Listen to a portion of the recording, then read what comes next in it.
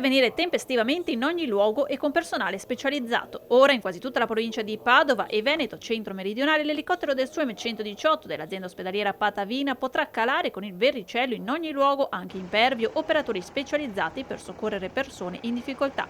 È stato infatti firmato all'aeroporto Allegri di Padova l'accordo tra l'azienda e il soccorso alpino e speleologico del Veneto per una collaborazione costante per tutti i 12 mesi dell'anno, non solo nel periodo estivo come in precedenza, per 3 anni fino al 2027. A bordo ci sarà quindi un tecnico di soccorso del Corpo Nazionale Soccorso Alpino e Speleologico in grado di calarsi in situazioni alquanto pericolose. E così l'aeromobile giallo AV169 sarà operativo ovunque, come già avviene per i soccorsi gemelli di Treviso, Pieve di Cadore, Belluno e Verona.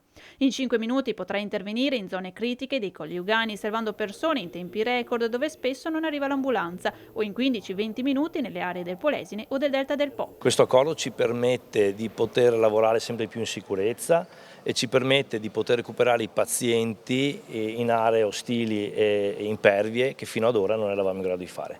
Quindi questa macchina, questo elicottero adesso verrà equiparato a tutte le altre macchine presenti in Veneto praticamente con le stesse identiche operatività. Sì, arriverà il tecnico dell'elisoccorso che ovviamente lui è formato per tutta l'attività dell'ambiente impervio ostile per mettere in sicurezza il nostro operato, ma chiaramente noi lo formeremo anche per fare attività sanitaria perché in quel modo anziché essere in 2 saremo in 3 a poter lavorare sul paziente. La nostra finalità è quella di portare nel miglior modo, nel più breve tempo possibile, aiuto a chi ne ha bisogno.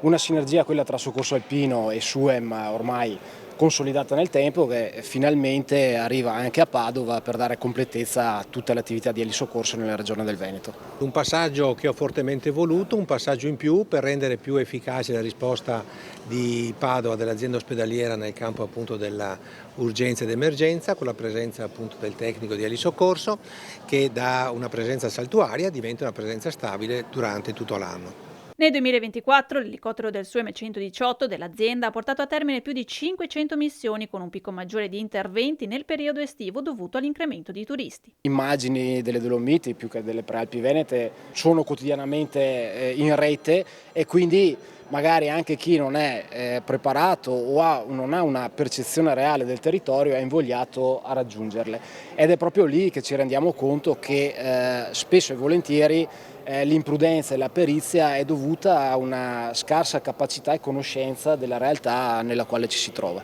Quando noi classifichiamo a livello di centrale operativa il soggetto come illeso, la missione viene messa in conto a quella persona. E la cifra ci sono minuti di volo che hanno una cifra appunto per minuti di volo e una cifra anche per quanto riguarda la missione appunto della squadra. Ecco.